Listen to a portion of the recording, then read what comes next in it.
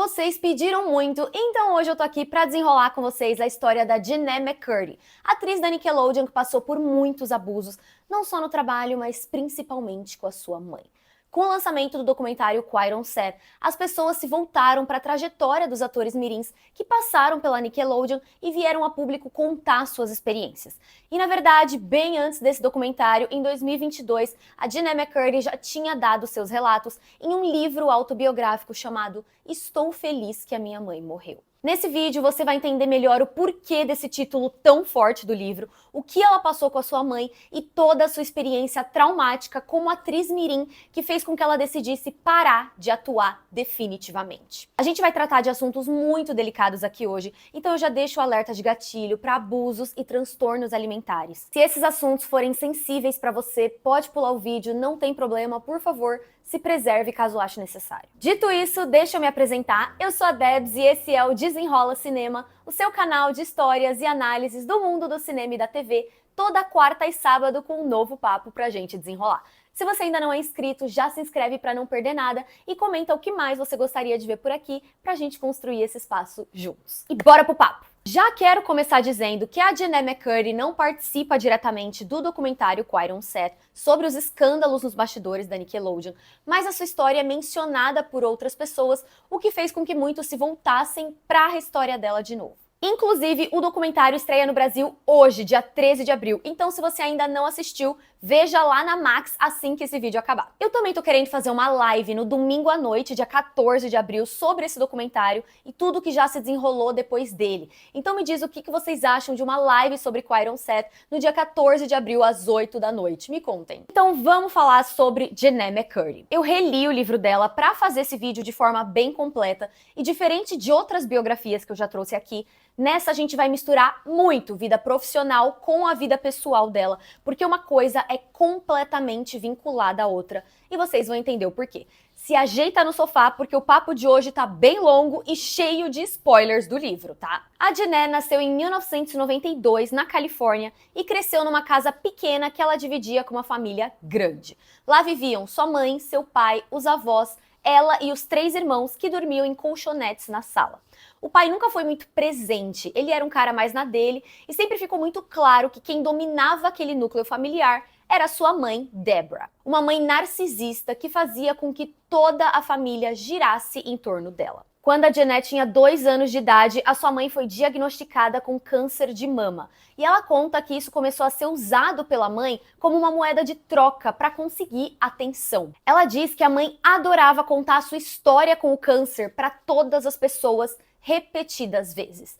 Minha mãe recorda o câncer da mesma forma que a maioria das pessoas lembra das férias. Ela chega ao ponto de organizar uma apresentação semanal para mostrar um vídeo caseiro em VHS, que fez logo depois de saber do diagnóstico. Ela reunia a família para assistir o vídeo dela doente, falava para todo mundo ficar em silêncio e ainda dizia: "Vamos assistir e agradecer onde a mamãe está agora". E isso deixava a família muito desconfortável. Ninguém queria revisitar as memórias da mãe doente. Enquanto eles assistiam os vídeos, ela ainda questionava o comportamento que os filhos tiveram na gravação.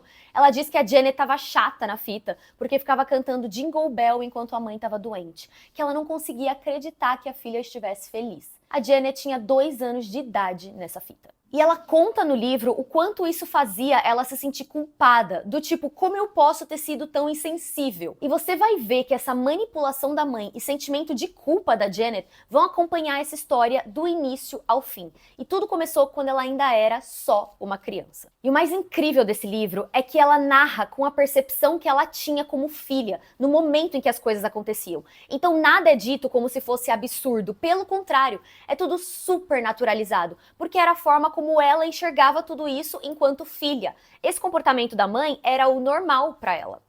E enquanto a mãe usava a doença como moeda de troca, ela começou a viver através da Janet e querer realizar os seus desejos através da filha. Quando a Janet tinha 6 anos, a Deborah, mãe dela, decide que ela vai ser uma atriz mirim, que era algo que ela gostaria de ter sido, e ela daria para a filha a vida que ela deveria ter tido, com essas palavras. Ela inscreveu a Janet numa agência de figuração, coisa que a filha nunca pediu, nunca demonstrou interesse, nada. Mas isso deixou a mãe muito animada. Ela queria que a filha de cara pegasse um grande personagem, mas a Janet começou a ser rejeitada nos seus primeiros trabalhos. E ao invés de falar, tudo bem, filha, acontece e tal, não, ela demonstrava a sua chateação pela Janet não ter passado no teste. E isso começou a alimentar na Janet uma necessidade gigante de agradar a mãe. Ela precisava fazer a mãe feliz. E se para ela ficar feliz a Janet tinha que atuar, ela faria isso. E o que mais fosse necessário em todos os níveis. Ela conta que uma vez elas foram tomar sorvete. E a mãe perguntou, filha, você vai querer o sorvete de coco? E a Janet respondeu, não mãe, eu quero de cookie. E que nesse momento os olhos da mãe se encheram de lágrimas e ela disse, mas o de coco é o seu preferido há 8 meses, você tá mudando, você tá crescendo. E que a Janet desiste e diz, não mamãe, eu quero o de coco. Sim, nesse nível. Elas eram de uma família religiosa que frequentava a Igreja de Jesus Cristo dos Santos dos Últimos Dias. E domingo elas participavam do culto, que a Janet conta que até gostava, porque era uma chance de ficar longe da sua casa caótica. A sua mãe era acumuladora, então além de terem muitas pessoas vivendo num lugar pequeno, ela enchia todos os cômodos com coisas dela. A Janet diz que depois de ser aprovada num comercial, ela usou o cachê para comprar uma beliche. Mas a mãe proibiu ela de dormir na cama de cima para poder guardar coisas. E que quando a de cima encheu, ela tirou a Janet da cama de baixo e obrigou a filha a dormir em colchonetes de ginástica na sala de novo. Bom, mas essa rotina de testes continuava, eram horas exaustivas de trabalho que começaram a gerar resultado. E apesar de não querer fazer esses testes de atuação, a Janet era uma boa atriz e começou a ser chamada para alguns trabalhos. Ela fez comerciais e participações em séries e foi escolhida para atuar num curta chamado Golden Dreams, que se passava durante a Grande Depressão Americana. Então eles bagunçaram as roupas dela, pingaram um líquido no seu dente para parecer estragado. E a Janet não queria estar ali. Ela tinha 8 anos e estava claramente triste, o que condiziu completamente com a personagem. E a equipe de filmagem adorou. Então ela, que estava ali para fazer um teste de figurante qualquer, acabou ganhando um papel de figurante principal, porque tinha um ótimo rosto triste. O que você já deve imaginar que deixou a sua mãe muito feliz. A Debra gerenciava a carreira da filha e queria sempre que ela tivesse os melhores agentes. Então eles eram trocados o tempo todo. E a mãe fazia o que fosse necessário para que a filha conseguisse um novo papel. Ela teve uma reunião com uma agente de talentos chamada Barbara Cameron, que disse que a Janet precisaria fazer aulas de teatro se quisesse ser uma das suas clientes. Então lá foi a Janet fazer aulas de teatro. Depois, quando ela foi recusada num teste para um vídeo de dança, a mãe fez o quê? Matriculou a Janet numa escola de dança. Mas não para ter aulas com uma pessoa normal. Ela matriculou a filha em 14 aulas por semana, 2 aulas de dança por dia, todos os dias. E as situações absurdas se seguiriam por anos e anos. Passar por esses castings de atores deixava a Janet paralisada de nervoso. Ela odiava estar ali, mas já tinha entendido que precisava fazer a sua mãe feliz. Então, uma vez, durante um teste, ela conta que pensou como seria bom não precisar fazer mais nada disso de novo. E que nesse dia ela ouviu na sua cabeça a voz do Espírito Santo. Calma que eu vou te explicar. Na igreja, as professoras de religião sempre diziam para as crianças ouvirem a voz do Espírito Santo, que era uma voz dentro da cabeça delas que indicava o melhor caminho, etc. E a Janet se sentia muito mal por nunca ter ouvido essa voz. E nesse dia ela ouviu. E a voz dizia que para ela ser aprovada nesse trabalho, ela tinha que riscar seu nome na lista de presença, ir ao banheiro, tocar no elástico da calcinha 5 vezes, rodopiar num pé só, trancar e destrancar a porta 5 vezes, voltar para aquela sala e assinar de novo o seu nome na lista. Sim, era só fazer esse ritual que ela seria aprovada no teste, sua mãe ficaria feliz e todos os problemas da família seriam resolvidos. Foi assim que a Janet desenvolveu transtorno obsessivo compulsivo. Ela começou a seguir rituais que criava na sua cabeça com a desculpa de que era o Espírito Santo, como forma de tentar ter controle sobre a situação e tentar resolver os problemas da mãe. O seu avô percebeu que ela ficava fazendo esses pequenos rituais o tempo todo em casa e tentou alertar a Debra, que ignorou completamente. Para elas não era toque, e sim o Espírito Santo. E a própria Janet começou a se questionar porque afinal ela não passou naquele teste. E se aquela voz fosse realmente um transtorno? Será que a minha mãe conseguiria lidar com isso? Ela ficaria bem se eu não fosse perfeita? Era o que ela pensava. Tem um trecho muito emocionante no livro em que o avô dela, que percebia toda a situação, diz pra ela que uma criança não deveria ter que se preocupar com a sua família inteira e que ele acha que ela merece ser uma criança. Tem uma frase muito linda em que ele diz: "Espero que você se lembre de se divertir. A vida de uma criança deveria ser divertida." E não foi. A Janet praticamente não tem momentos de diversão na sua infância. Desde muito cedo, ela entendeu que a vida é coisa séria e que ela tem muita responsabilidade. Essa era a sua vida e pronto. E a cada novo pequeno papel que ela conseguia era uma nova esperança, e a cada rejeição era uma nova mudança na Janet para que ela fosse se tornando perfeita e fosse aceita nos papéis. A mãe fazia ela usar roupas extravagantes, se produzir e mudar detalhes na aparência, até pintar os cílios porque eles não apareciam o suficiente. Mas principalmente, ela obrigava a Janet a se manter sempre magra, custe o que custar. Ela falava sobre dietas e jejuns como uma coisa muito positiva. Contava as calorias da Janet. Ela própria vivia uma dieta super restritiva. E isso passou a ser uma coisa das duas. Então a Janet, desde muito cedo, aprendeu a controlar as calorias que ingeria e olhar para a comida como um problema. A Deborah se orgulhava do fato da filha ser pequena. E quando ela começou a crescer e seu corpo começou a mudar, a mãe disse que restringir calorias ajudaria a atrasar o processo de puberdade. Elas criaram um plano alimentar que consistia em ingerir no máximo 1.000 calorias por dia. A mãe encorajou a Janet a beber café para diminuir a fome. Ela se pesava 5 vezes por dia. Tudo para agradar a mãe. Seus alimentos preferidos eram picolés de açúcar, purê de maçã e chá gelado, porque eles não afetavam o seu peso. Ela diz no livro: "A restrição calórica nos aproximou ainda mais do que antes, o que não é pouca coisa, porque já éramos bem próximas.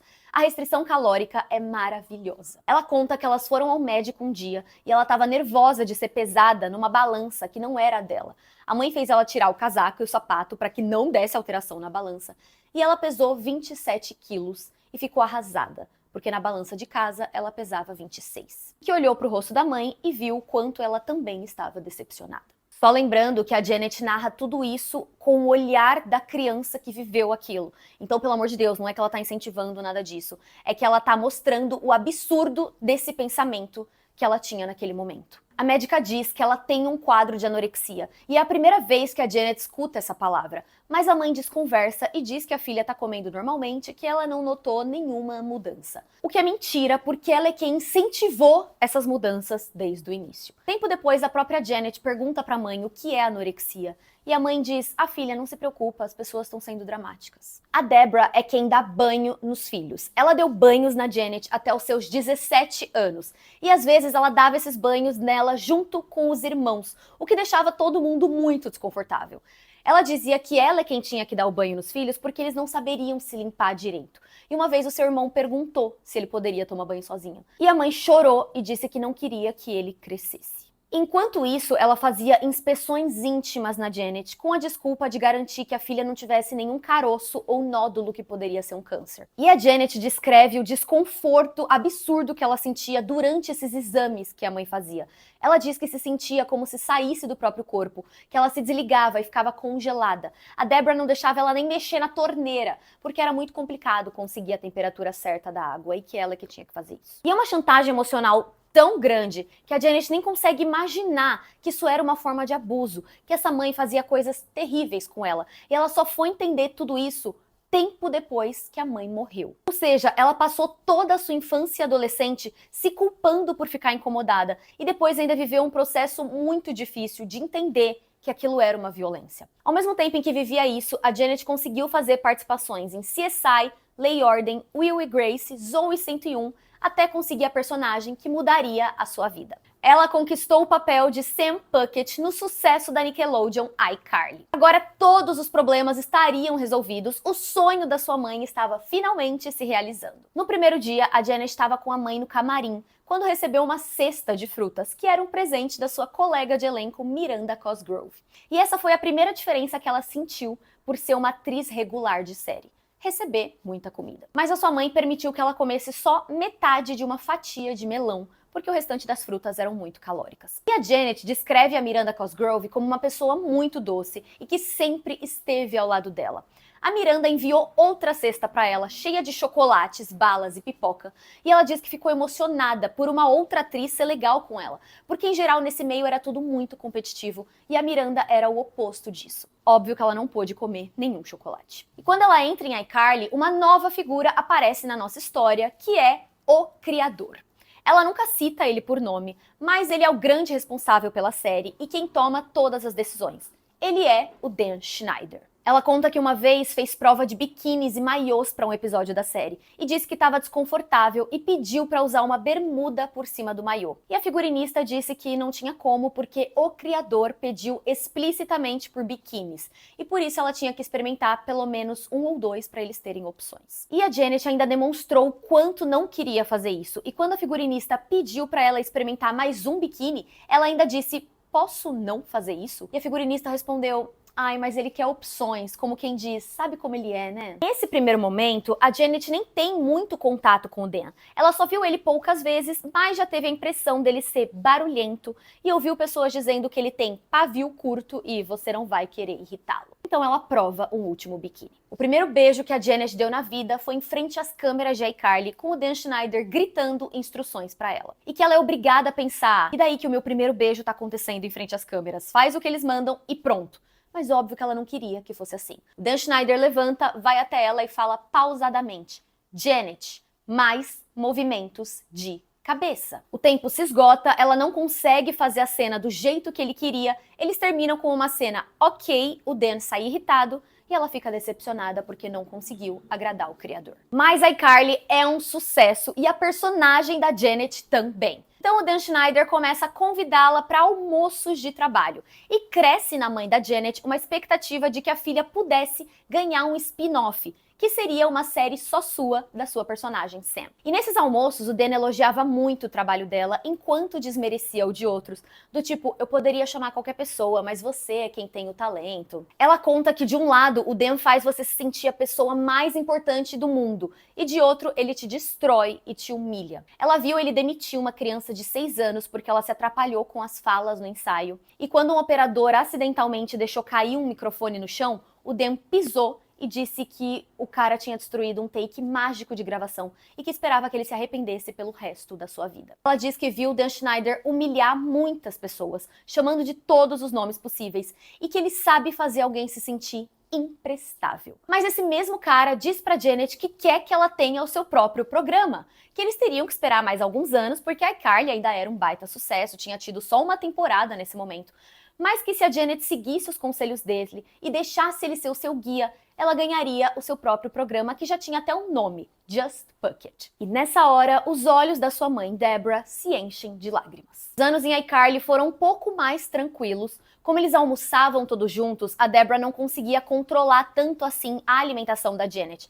Então ela conseguiu comer um pouco melhor. A série foi um sucesso, a Janet começou a ser o sustento da sua família e ficar famosa, e ela odiava a fama. Odiava ser parada na rua, odiava a falsa simpatia. Ela nunca quis viver nada disso. Era o sonho da sua mãe. A fama ergueu um muro entre mim e minha mãe que eu não achava ser possível. Ela queria essa vida e eu queria que ela a tivesse. Queria que ela fosse feliz. Mas agora que consegui, percebo que ela está feliz e eu não. Sua felicidade veio às custas da minha. Eu me sinto roubada e explorada. E ela diz que sentiu ódio da mãe e em seguida se sentia culpada por isso. E que ela fingia em todos os lugares. Fingia estar bem com a mãe, fingia estar feliz no trabalho e fingia pra ela mesma. E as exigências não pararam por aí. Durante uma pausa em iCarly, a mãe da Janet decidiu que a filha deveria tentar a carreira de cantora e começou a enviar demos para gravadoras. Ela já tinha decidido que a Janet seria uma cantora country e elas foram pro Tennessee atrás disso. Quando a iCarly voltou, ela trabalhava no programa de segunda a sexta, voava pro Tennessee na sexta-noite, passava o final de semana trabalhando como cantora e domingo à noite voltava pra Califórnia para filmar iCarly no dia seguinte. Caos. Então, com 18 anos, a Janet saiu em turnê por várias emissoras de rádio pelo país para promover o seu single Generation Love.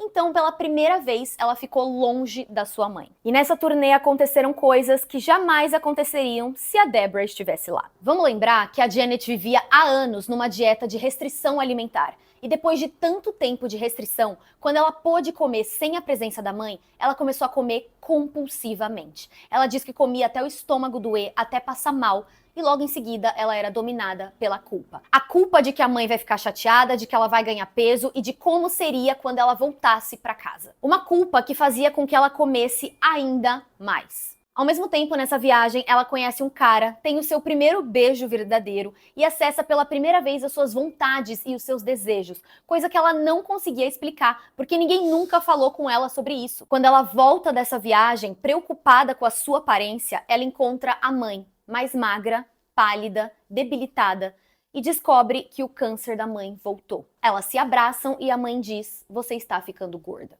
Ela volta a gravar iCarly e durante um evento o Dan Schneider oferece álcool para ela.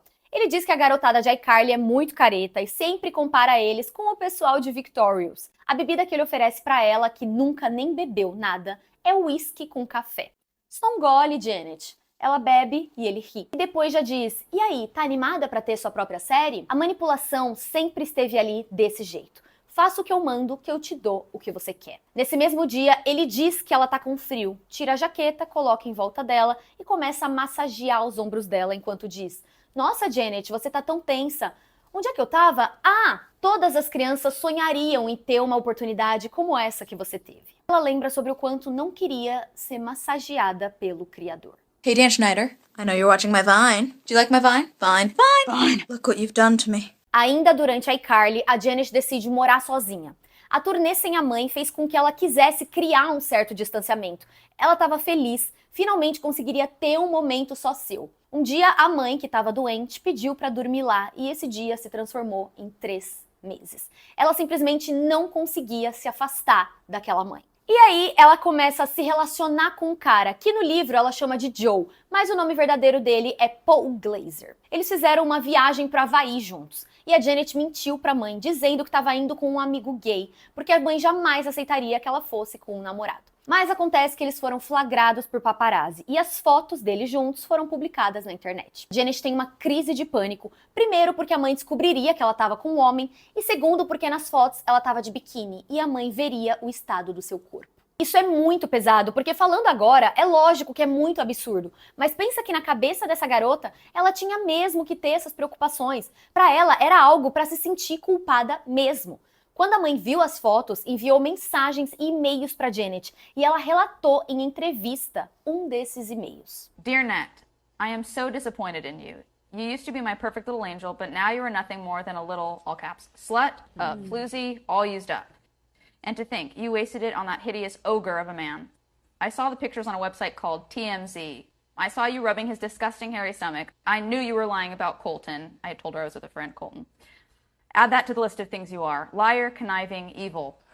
You look pudgier too. It's clear you're eating your guilt. Thinking of you with his ding-dong inside of you makes me sick. Sick. I raised you better than this. What happened to my good little girl? Where did she go? And who is this monster that has replaced her? You're an ugly monster now. I told your brothers about you, and they all said they disown you just like I do. We want nothing to do with you. Love, Mom. Or should I say Deb, since I am no longer your mother. P.S. Send money for a new fridge. Ours broke. É tão perturbador, é tão surreal. Depois disso, o Paul trancou o celular dela num cofre e disse: "Vamos aproveitar o resto dessa viagem." E dias depois, quando ela pega o celular de novo, tem inúmeras notificações da mãe com xingamentos absurdos, inclusive dizendo que a Janet era culpada pela volta do câncer da mãe. E quando ela volta para casa, a Deborah age como se nada tivesse acontecido. Mas aqui a chantagem emocional aumenta e a mãe diz que vai morrer e para Janet cantar músicas no seu funeral e aquela coisa, usando a doença como forma de conseguir a atenção que quer. E fazendo um paralelo, nesse período, aquele tão aguardado programa da Janet se transforma em um programa dela junto com uma outra atriz, Ariana Grande. A Nick decide juntar duas personagens das duas séries de sucesso, iCarly e Victorious, e criar uma nova série chamada Sam e Cat. A Ariana, nesse momento, já despontava na sua carreira como cantora, e a Janet é muito honesta no livro em dizer que sentia inveja dela. Não só pelo sucesso, mas pela vida e família. A Ariana vinha de uma família rica, unida, que parecia ter tudo. A Janet inveja a infância que ela achava que a Ariana teve. Inveja a forma como ela era tratada pela equipe. A Janet nunca pôde ficar muitos dias fora do trabalho para fazer outros compromissos. E a Ariana ficava fora por 1 semana e meia, porque estava lá fazendo turnê e conquistando a sua carreira dos sonhos. Todo mundo sempre dizia, obrigada Janet, você é muito compreensiva, o que na verdade era obrigada por não exigir nada, por não pedir nada, por aceitar o que a gente impõe e pronto. Que foi o comportamento que ela aprendeu a ter dentro de casa. A reta final das gravações de Sam e Cat foi um inferno. A Janet conta que o Dan surtava no set e que chegou um momento em que os boatos sobre esse comportamento abusivo dele começaram a ser investigados. Então ele não podia mais ficar no set com os atores. E aí colocaram um assistente que ficava indo e voltando, tipo um garoto de recados para dizer para a equipe o que o Dan Schneider queria dizer. Quando Sam e Cat foi cancelada, a Nickelodeon ofereceu $300 mil de presente para Janet, que por baixo dos panos significa pega esse dinheiro e nunca mais fala sobre o que você viveu aqui. O chamado Hush Money, que a Janet nunca aceitou. Nessa fase da vida, ela começou a beber de verdade e percebeu o quanto o álcool era um anestésico para os problemas, então ela consumia cada vez mais. A sua mãe teve um problema na sua prótese e foi para o hospital para fazer um procedimento que seria simples, mas ela estava muito frágil e acabou tendo complicações que a levaram para um coma. E o prólogo do livro da Jeanette narra exatamente esse momento, em que ela diz que a mãe estava na UTI, o médico diz que ela tinha só 48 horas de vida. Todos ficam em volta dela, na esperança de que ela acordasse repentinamente. Cada um dos filhos se aproxima e dá uma notícia feliz, como tentativa de fazer ela acordar. Um irmão diz que vai voltar para a Califórnia, o outro que vai se casar, e quando chega a vez da Janet, ela se aproxima da mãe e diz: "Mamãe, eu estou tão magra agora, finalmente cheguei nos 40 quilos." Mas a mãe não acordou. A Deborah morreu em 2013, quando a Janet tinha 21 anos, e não foi um alívio, pelo contrário. Como eu falei antes, ela não tinha consciência da gravidade das coisas que a mãe fazia. Ela estava imersa naquela realidade todos os dias. Aquilo era o que ela conhecia como afeto, como o comportamento de uma mãe. E quando a mãe morreu, foi como se ela não tivesse mais nada. O mundo desmoronou. Os transtornos alimentares ficaram piores, ela tinha cada vez mais compulsão seguida de culpa, e nesse processo ela desenvolveu, além do toque e da anorexia, a bulimia. Ela comia sem parar, era tomada pela culpa e colocava tudo pra fora, e o ciclo se repetia. Só que nesse processo, o corpo começou a reter todo e qualquer alimento que pudesse, e ela começou a inchar, o que alimentava mais ainda o ciclo vicioso. Depois da Nickelodeon, ela conseguiu um papel numa série da Netflix chamada Between. E nesse momento, teve um impulso de buscar ajuda para melhorar a sua vida. Até que nas gravações dessa série, ela conhece o cara que vai ser o seu par, que ela chama de Steven no livro, mas que seu nome verdadeiro é Jesse. E eles se envolvem de uma forma muito intensa para Janet, tanto emocionalmente quanto fisicamente. E ela vive coisas tão intensas que nunca tinha vivido antes. E a fixação por esse homem afasta ela daquele objetivo de buscar ajuda. Gente, tudo o que ela conhece na vida é a atuação, o transtorno alimentar e o álcool, que é o que faz mal pra ela, mas ao mesmo tempo ela pensa, o que eu seria sem isso? Como se já fizesse parte da sua identidade. Então ela mergulha de cabeça na vida do Jesse. Ele descobre sobre os transtornos e obriga ela a se consultar com uma terapeuta chamada Laura. Ela acompanha a Janet em vários eventos na intenção de ajudar a controlar as compulsões. E um dia, a Janet conta mais profundamente sobre os comportamentos da mãe. Até que a terapeuta finalmente diz: Janet, a sua mãe basicamente aceitou a sua anorexia, ela a estimulou. A sua mãe ensinou a anorexia pra você, e isso é um abuso. E a Janet não consegue lidar com essa informação, entra em desespero, deleta o número da terapeuta e não aparece mais. Enquanto ela fazia a terapia, o namorado Jesse se aproximava cada vez mais da religião. E quando ela desiste do tratamento, ele aceita e diz: não, ela não precisa de terapia desde que ela tenha Jesus. Guarda essa informação porque ela vai voltar daqui a pouco. Então vamos lá. Depois da morte da mãe, os transtornos são agravados, a Janet desiste da terapia, o namorado tá imerso na religião.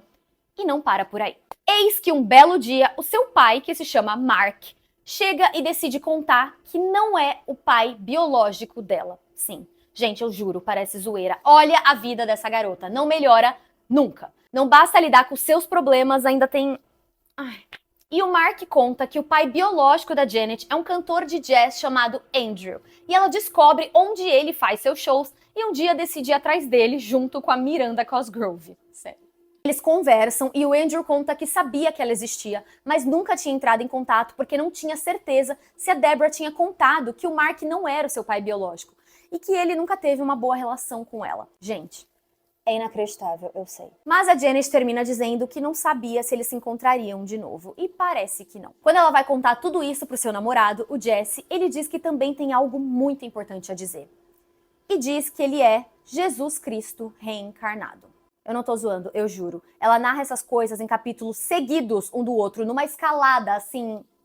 Jesse é diagnosticado com esquizofrenia e a Janet decide voltar a cuidar da sua própria saúde. A série Between é cancelada por baixa audiência e ela decide parar de vez de atuar. A Miranda Cosgrove convida ela para fazer parte do reboot de iCarly de 2021, que foi ao ar no Paramount Plus, o que a Janet não aceita de jeito nenhum. Então ela abandona de vez a atuação e inicia um tratamento com um especialista em transtornos alimentares. Até o momento em que o livro termina, ela está em tratamento e aprendendo a lidar melhor com a sua alimentação. E ela reflete sobre o que aconteceria se a sua mãe ainda estivesse viva, como seria a relação hoje. E por um momento ela ainda alimenta uma esperança de que seria diferente, mas logo volta à vida real e diz, não, seria a mesma coisa. Minha mãe não merecia o seu pedestal, ela era uma narcisista. Recusava-se a admitir que tinha um problema, apesar do quanto esses problemas foram destrutivos para toda a nossa família. Minha mãe abusou de mim, mental, emocional e fisicamente. E o impacto disso sobre mim será eterno. A Janet McCurdy decidiu parar de atuar na televisão, mas não se afastou do audiovisual. Em 2018, ela escreveu e dirigiu seu primeiro curta-metragem chamado Kenny, uma comédia dramática inspirada na morte da sua mãe, e lançou mais 3 curtas-metragens inspirados em temas que ela viveu ao longo dos anos. Ela também começou a escrever artigos para o The Wall Street Journal em 2011 e para outros veículos de imprensa. Em 2022, ela lança o seu livro de memórias, Estou Feliz que Minha Mãe Morreu, que fica em primeiro lugar nos mais vendidos do The New York Times por 8 semanas após o seu lançamento. E o título desse livro nada mais é do que uma grande ironia. Na foto de capa, ela tá assim, sorrindo, segurando o que seriam as cinzas da mãe. E esse humor, essa ironia, foi a forma que a Janet encontrou de conseguir lidar com isso. E ela descreve tudo isso de forma tão sensível e tão brilhante no livro, que não é de jeito nenhum assim, tirando sarro da situação. É um humor muito profundo, é um sarcasmo que te faz conseguir enxergar toda a experiência traumática por trás de tudo isso que aconteceu. Que livro genial! E ela assinou também um acordo para escrever o seu primeiro romance de ficção, previsto para ser lançado ainda em 2024, de acordo com o seu site oficial. A Janet não se pronunciou sobre o lançamento do documentário Quiet on Set, e sinceramente eu nem acho que ela precisa. Ela já disse o que ela tinha que dizer e eu só espero que ela tenha muito sucesso nessa nova jornada como escritora, diretora ou o que mais ela decida fazer. Que ela esteja conseguindo cuidar da sua saúde mental e física, que a gente sabe que não é do dia pra noite. Foi uma vida de traumas e distorções de realidade com a própria mãe e ela mesma sabe que essa cura é constante. Me conta se você já conhecia a história da Janet, se você leu o livro e o que você acha da gente fazer uma live sobre Quiet on Set amanhã, dia 14 de abril, às 8 horas da noite. Espero que vocês apareçam, vai ser minha primeira live, então seria muito legal conhecer vocês ali e a gente poder ter esse contato ao vivo depois de vocês assistirem o documentário. Muito obrigada por ficar comigo até agora, a gente se vê no próximo Desenrola Cinema, fiquem bem e um beijo!